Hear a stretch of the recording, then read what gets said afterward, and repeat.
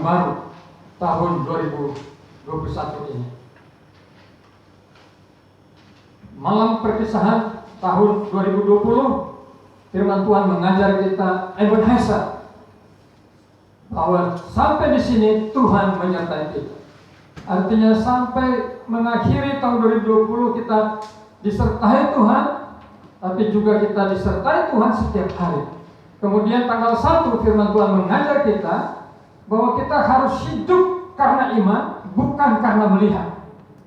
Nah, saudara-saudara, salah satu contoh yang indah diajarkan Alkitab tentang orang yang hidup karena iman, bukan karena melihat, adalah Yosua dan Kaleb.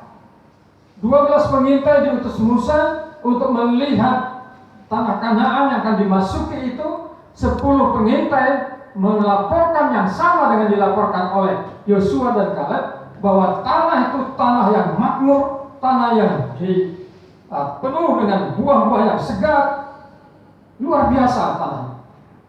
Tetapi mereka berkata, di samping ada tanah yang subur, ada berlimpah dengan susu dan madu, tanah itu dihuni oleh orang-orang raksasa, sehingga kami melihat diri kami seperti belalang. Tanah itu kota-kotanya bertembok sampai ke langit, dan itu mustahil untuk ditembus. Mereka berkata, melihat apa yang ada, kita tidak bisa masuk ke tanah Kanaan. Tapi Yosua dan Kaleb melaporkan yang sama, bahwa tanah itu tanah yang makmur, orang-orang yang bertubuh raksasa, kota-kotanya bertembok tinggi sampai ke langit. Tetapi mereka berkata, kalau kita percaya Tuhan, kita sanggup mengalahkan musuh ini. Siapa yang masuk ke tanah perjanjian itu, saudara? 10 pengintai atau Yosua dan Kaleb? Siapa yang masuk? Yosua dan Kaleb. 10 pengintai tidak menikmati tanah perjanjian karena mereka berjalan dengan apa yang dilihat, bukan apa yang mereka percaya. Yosua dan Kaleb melihat situasi dan keadaan yang sama, tetapi mereka percaya kepada Tuhan yang sudah membebaskan mereka dari Mesir, yang sudah menuntut mereka 40 tahun di padang gurun. Lalu mereka diberi hak masuk tanah perjanjian. Begitu juga harusnya hidup kita di dalam memasuki tahun 2021. Kita bukan orang yang naif, menolak realita-realita yang ada. Tidak. Bahwa ada tantangan, ada kesulitan, ada kesukaran, ada pandemi COVID-19, itu semuanya realita. Tetapi di dalam realita yang kita hadapi, kita memiliki cara hidup yang berbeda dengan dua orang dunia ini, yaitu kita hidup dengan cara percaya kepada janji Tuhan, percaya kepada Allah, percaya hidup kita diberkati Tuhan. Amin. Karena itu optimis, amin. Semangat, semangat. Katakan, saya hidup karena percaya. Mari katakan sama-sama, saya hidup karena percaya. Saudara-saudara, itu khotbah tanggal 1. Dan mari ingat selalu, ketika nanti saudara berhadapan dengan persoalan, pergumulan, kalau itu datang, saya hidup karena percaya. Nah, tetapi hari ini Tuhan mau mengajar kita bagaimana supaya kita bisa tetap menjadi seorang yang antusias, menjadi seorang yang tetap hidup dengan optimisme, menjadi seorang yang terus bergairah di dalam mengikut Tuhan, yaitu seperti yang dikatakan di dalam Filipi pasal 3 ayat 13 sampai 14. Mari kita baca sama-sama. Filipi pasal 3 ayat 13 sampai 14. Filipi pasal 3 ayat 13 sampai 14. Mari kita baca sama-sama. 1, 2, 3. Saudara-saudara, aku sendiri tidak menganggap bahwa aku telah menangkapnya, tetapi ini yang kulakukan, aku melupakan apa yang telah di belakangku dan mengarahkan diri kepada apa yang di hadapanku, dan berlari-lari kepada tujuan untuk memperoleh hadiah, yaitu panggilan surgawi dari Allah dalam Kristus Yesus. Bapak Ibu Saudara kasih Tuhan, kalau ada seorang hamba Tuhan yang bisa menjadi contoh bagi kita untuk kita teladani bagaimana menjadi seorang yang begitu antusias di dalam hidup mengasihi Tuhan, begitu bergairah untuk hidup menjadi seorang yang melayani Tuhan, begitu menjadi seorang yang tetap tegar di tengah-tengah kesulitan, di tengah-tengah pergumulan, di tengah-tengah penderitaan, dia tidak menyerah. Orang yang bisa kita teladani itu adalah Rasul Paulus. Nah, firman Tuhan ini berbicara mengenai pernyataan Rasul Paulus. Bagaimana dia bisa menjadi seorang rasul yang telah mengalami begitu banyak keberhasilan, tetapi dia tetap bergairah untuk menjadi pelayan Tuhan yang setia. Bagaimana dia menjadi seorang rasul yang sudah dianiaya luar biasa, banyak kesulitan, ada penderitaan, ada penyakit di dalam tubuhnya, tetapi dia tidak menyerah melayani Tuhan. Dia tetap bergairah, tetap bersemangat melayani Tuhan. Boleh dikatakan Rasul Paulus adalah seorang yang telah menjadi pribadi yang hidupnya penuh dengan gairah, hidupnya penuh dengan semangat, hidupnya penuh dengan sebuah antusiasme untuk memuliakan Tuhan. Saudara hidup untuk apa? Saudara bersemangat hidup untuk apa? Kita hidup bersemangat untuk apa? Antusiasme hidup kita untuk apa? Nah, saudara-saudara kasih Tuhan, di dalam ayat yang kita baca ini ada 3 prinsip hidup yang harus kita lakukan supaya hidup kita menjadi seorang yang tetap antusias mengasihi Tuhan. Yang pertama, mari kita baca sekali lagi ayat 13. Kita baca sama-sama ayat 13. 1, 2, 3. Saudara-saudara, aku sendiri tidak menganggap bahwa aku telah menangkapnya, tetapi ini yang kulakukan. Aku melupakan apa yang telah di belakangku dan mengarahkan diri kepada apa yang di hadapanku.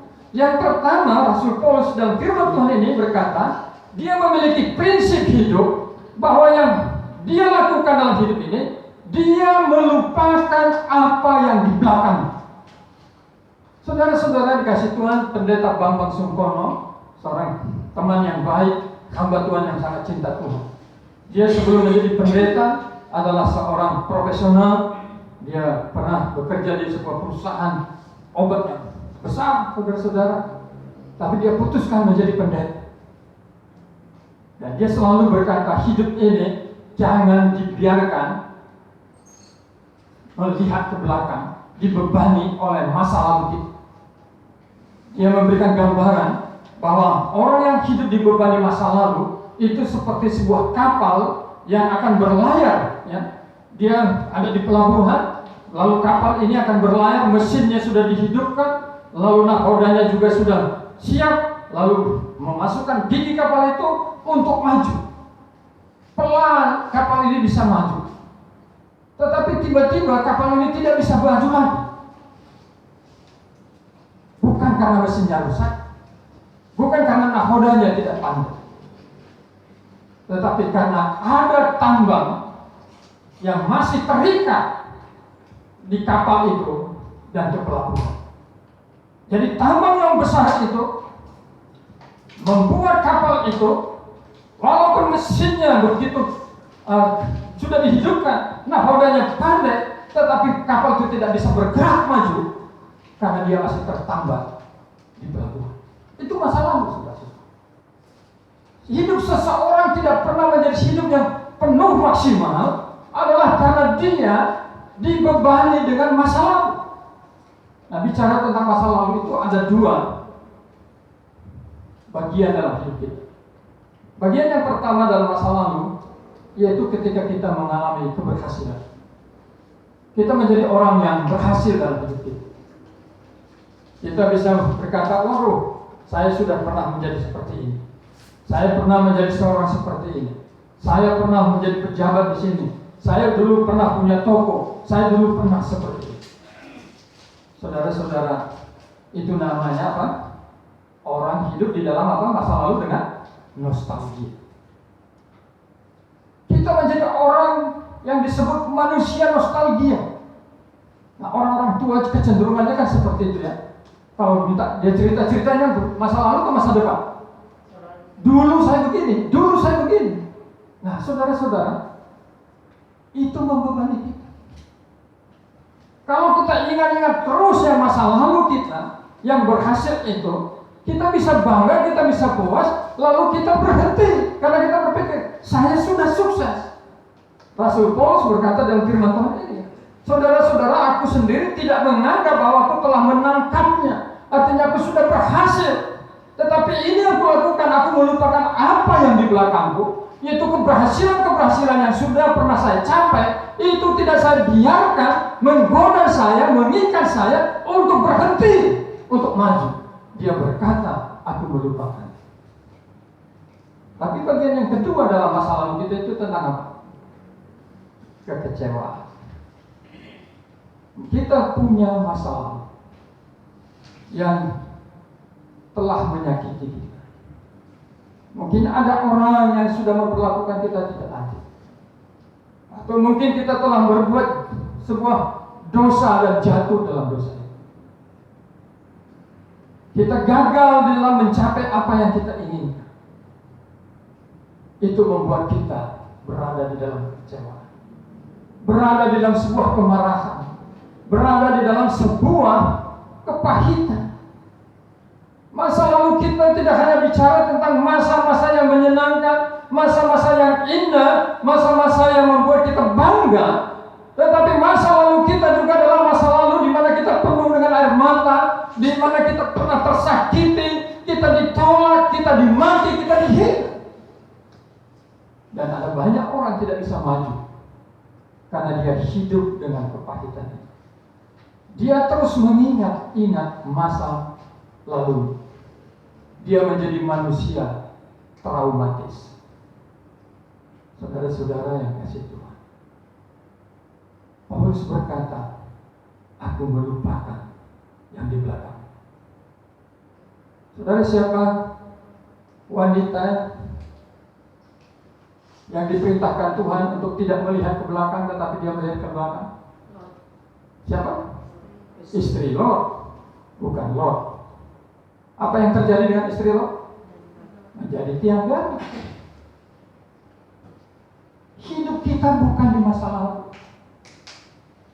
Kita hidup hari ini dan untuk masa depan. Karena itu firman Tuhan berkata, mari lupakan masa lalu. Keberhasilan, kesuksesan yang kau raih di masa lalu itu adalah berkat Tuhan. Tapi ingat, itu sudah berlalu. Kepahitan, kesakitan, penghinaan, kegagalan, kesalahan yang kita lakukan itu menyakitkan kita, mengecewakan kita. Tetapi firman Tuhan berkata, lupakan itu. Saudara-saudara, setiap tahun baru semua kita melakukannya. Kita membuang kalender tahun yang sudah berlalu. Siapa yang masih simpan kalender 2020? Mungkin untuk hari-hari sekarang masih simpan, ya kan? Mungkin masih ada kenangan di situ. Tapi kalau Januari Februari saya kira sudah kita buang. Mari lupakan masa lalu. Ada orang yang sudah bersalah pada saudara, lupakanlah. Jangan hidup dalam kepahitan, jangan hidup dalam traumatis. Ini prinsip yang pertama. Kalau ini kita bisa lakukan, kita menjadi orang yang bebas. Kita tidak lagi seperti kapal itu yang tidak bisa bergerak maju karena dia masih tertambat kepada kepelabuhannya.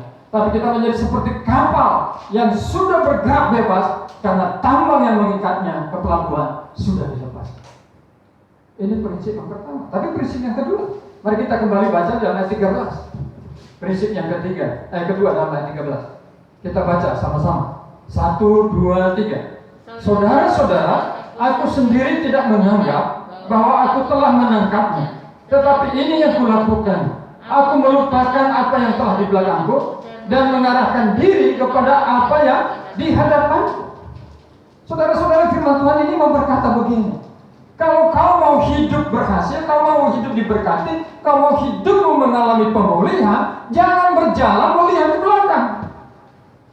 Kalau kau berjalan melihat ke belakang terus, engkau akan tersandung, engkau akan jatuh dan engkau tidak bisa maju dengan baik. Tetapi firman Tuhan ini berkata, marilah engkau berjalan dengan menghadap fokus ke depan. Fokus ke depan. Saudara-saudara, saya punya keluarga. Yang kalian, maksud saya keluarga besar ya, bukan keluarga di rumah, keluarga besar. Kadang-kadang kalau kami berkumpul, saudara-saudara, itu buka arsip. Ya. Lalu di arsip itu dibacakan atau diceritakan, oh dulu dia begini, dulu begini. Dan akhirnya pertemuan itu kadang-kadang berakhir dengan apa? Pertengkaran. Karena yang dibongkar arsipnya kan, masa lalunya. Sehingga saya pernah berkata, coba mari kita ketemu, jangan hanya bernostalgia dan jangan juga hanya bicara tentang trauma masa lalu, tapi mari kita melihat ke depan. Bagaimana keluarga besar kita ini? Kita harus melihat ke depan. Jangan melihat lagi ke belakang, lupakan masa lalu, tapi mulailah menatap ke depan. Saudara-saudara, kalau kita bicara tentang 2021, kita harus mulai menatap akhir 2021. Dan untuk melihat 2021, kita mulai dengan per bulan. Apa yang akan terjadi bulan Januari? Apa yang akan terjadi bulan Februari ke depan? Apa yang akan terjadi bulan Maret yang akan datang? Apa yang akan terjadi di dalam bulan April? Apa yang akan terjadi bulan Mei? Apa yang akan terjadi bulan Juni? Apa yang akan terjadi bulan Agustus? Apa yang akan terjadi bulan September, Oktober, November, Desember? Jadi kalau kita umpamanya mau memandang ke depan, fokus di dalam 2021, kita harus memandangnya akhir 2021. Lalu dari akhir 2021 itu Desember itu kita melihat per tahap, yaitu per bulan. Tapi kalau saudara melihat terus ke bulan Desember tahun 2020, lalu lihat lagi ke tahun November 2020, lihat lagi Oktober 2020, menangis lagi kita. Pasti kita nangis lagi kan? Tahun lalu saya mengalami kematian 2 kakak saya. Satu abang, satu kakak perempuan. Ketika mereka meninggal, saya tidak bisa pulang. Ketika kakak saya meninggal, itu sudah bulan pandemi itu, tapi saya nggak punya duit.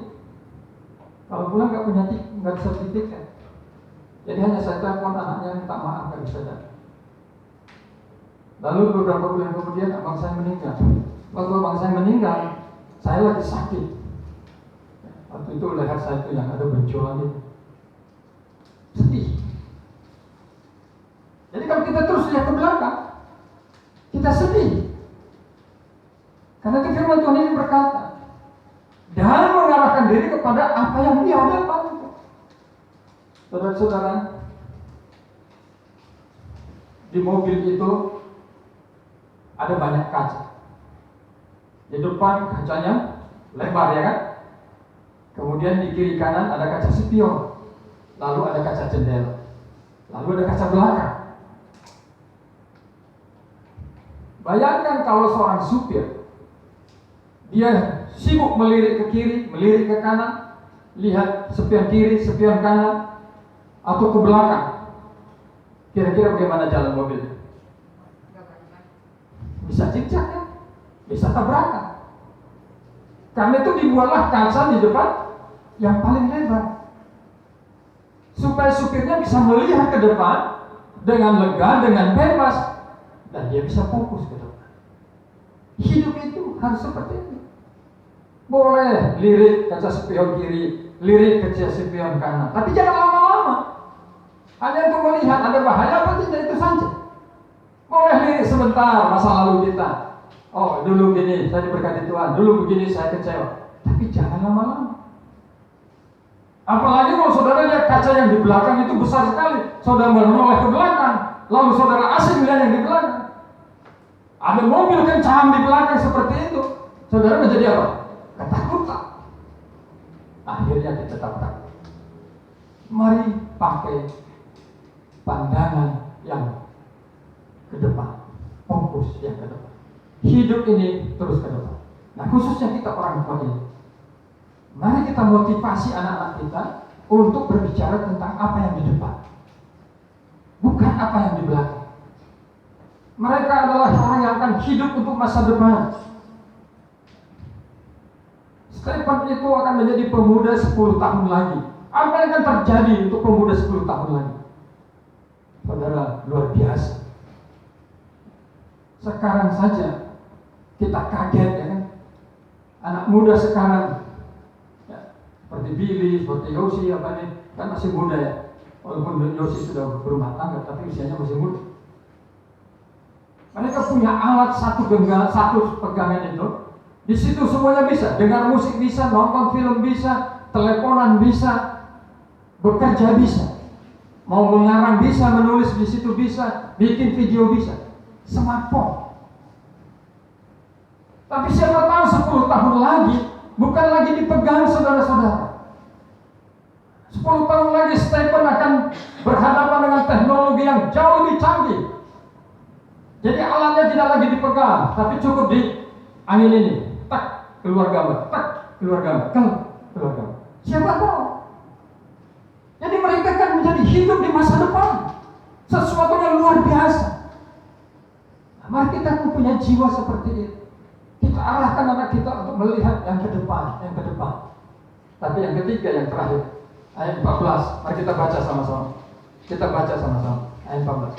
1, 2, 3. Dan berlari-lari kepada tujuan untuk memperoleh hadiah, yaitu panggilan surgawi dari Allah dalam Kristus Yesus. Mengapa kita harus melupakan masa lalu kita? Dan mengapa kita harus mengarahkan mata kita ke depan? Karena kita tujuannya, saudara-saudara. Tujuannya firman Tuhan ini berkata di dalam ayat 14, dan berlari-lari kepada tujuan untuk memperoleh hadiah, yaitu panggilan surgawi dari Allah dalam Kristus Yesus. Ini bicara tentang tujuan hidup. Apakah saudara mempunyai tujuan hidup yang termulia? Apakah saudara punya tujuan hidup yang tertinggi? Saudara-saudara, ada banyak orang yang punya tujuan hidup. Ada orang yang punya tujuan hidup supaya menjadi orang kaya. Karena itu dia kerja keras, dia menjadi seorang bekerja dengan segiat-giatnya. Kalau dia berdagang segiat-giatnya supaya dia kaya. Tidak salah. Alkitab tidak melarang kita kaya. Bahkan Tuhan mengatakan dia akan memberkati orang yang takut akan dia. Tetapi Tuhan juga memberi peringatan. Untuk apa engkau memiliki seluruh dunia ini kalau engkau kehilangan nyawamu? Ada orang yang tujuan hidupnya adalah belajar. Dia menjadi seorang pembelajar yang terus-menerus belajar. Tidak salah untuk menjadi seorang pembelajar. Kita harus mau belajar. Tetapi untuk apa semua pengetahuan itu? Pengkhotbah berkata belajar itu melelahkan tubuh dan menjadi kesia-siaan kalau tidak di dalam Tuhan.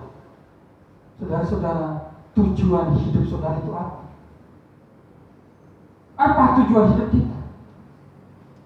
Tujuan hidup apa yang kita ajarkan kepada anak kita? Tujuan apa dalam hidup kita yang kita bisa berikan kepada anak kita? Dalam firman Tuhan ini dikatakan, tujuan hidup Rasul Paulus adalah untuk memperoleh hadiah, yaitu panggilan surgawi dari Allah dalam Kristus Yesus. Inilah tujuan hidup yang tertinggi. Inilah tujuan hidup yang termulia, saudara-saudara. Kalau kita mau menjadi orang yang memiliki tujuan hidup yang terbaik, firman Tuhan ini berkata miliki tujuan hidup untuk berfokus mencari dan memperoleh hadiah, yaitu panggilan dari surga. Saudara-saudara, ada 3 jenis orang kalau bicara tentang mendaki gunung. Jenis yang pertama adalah kelompok yang pertama, dia mendaki gunung, lalu mulai mendaki gunung dia berkata, waduh berat, menyerah. Jadi dia gak jadi naik gunung.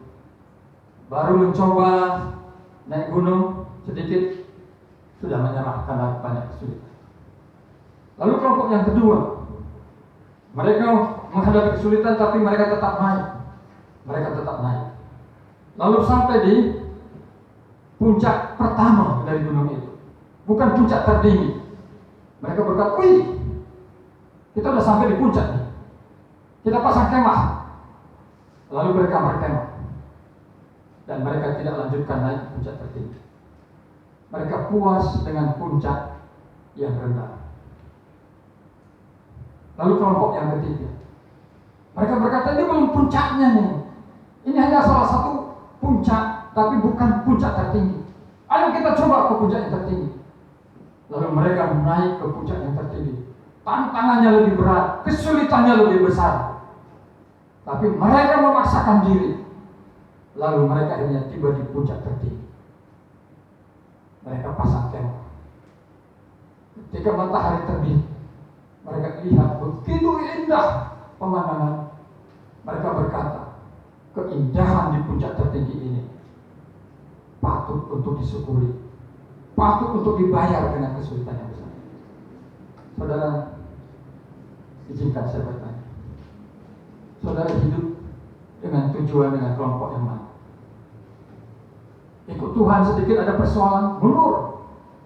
Ikut Tuhan lalu berhenti.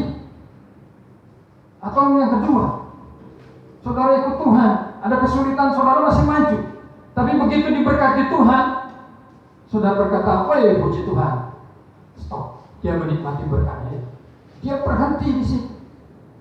Atau kita menjadi kelompok yang ketiga. Kita mau maju terus, tidak berhenti oleh berkat Tuhan. Tapi kita terus naik karena kita tahu berkat-berkat itu masih ada yang lebih mulia, yaitu ketika kita mendapat hadiah panggilan surgawi dalam Kristus. Saudara, tujuan Tuhan kita hidup tahun 2021 ini. Kenapa Tuhan masih beri kita hidup? Apakah supaya kita menderita? Apakah supaya kita melihat penderitaan orang lain? Tidak. Tuhan punya tujuan khusus dalam hidup saudara. Tuhan punya tujuan khusus dalam hidup saya. Bahwa kalau kita masih bisa hidup hari ini, itu Tuhan mau supaya kita hidup dengan tujuan memuliakan Tuhan, tujuan untuk Tuhan saja. Ketika itu kita lakukan, percaya Tuhan akan memberi kekuatan ketika ada pergumulan.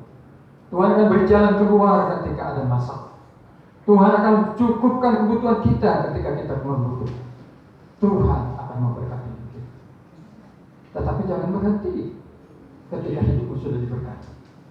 Maju lagi sampai akhir, di mana Tuhan yang berkata, berbahagialah engkau, hai hamba-Ku yang setia.